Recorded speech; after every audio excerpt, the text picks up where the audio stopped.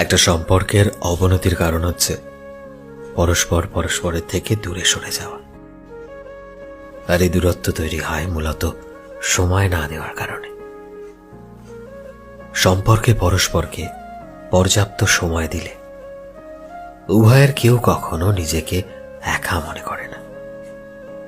আপনি যখন সম্পর্কে থাকা মানুষটাকে একটু সময় দেবেন, একটু কথা বলবেন, তবেই দেখবেন তার বিষণ্ণতা, তার মন খারাপ, তার একাকিত্ব নিমেষেই উধাও হয়ে যাবে।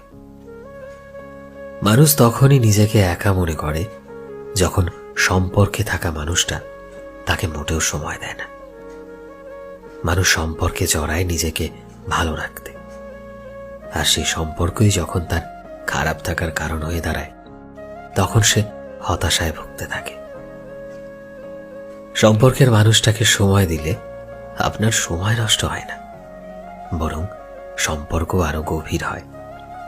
আপনি নিজেই যদি উদাসীন থাকেন, সম্পর্কের মানুষটার কেন অসহায় এত সেটা যদি বোঝার চেষ্টা না করেন, তবে সে আপনার সাথে কেন সম্পর্ক রাখতে চাইবে?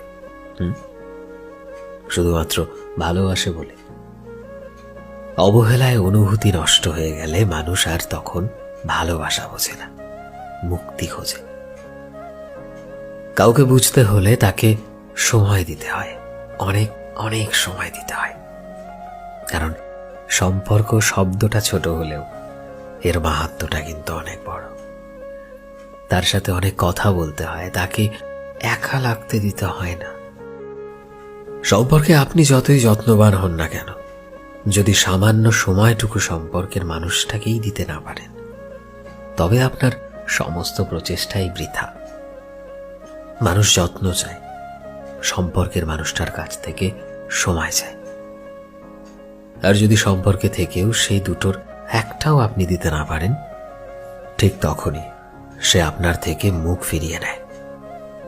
সেখানে যতই ভালোবাসা, মায়া কিংবা পিছুটান থাকুক, মানুষ সেই সম্পর্ক থেকে মুক্তি চাইবেই।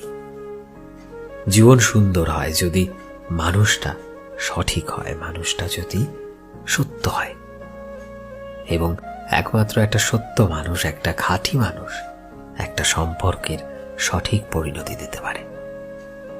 তাই এখন থেকেই সম্পর্কে একটু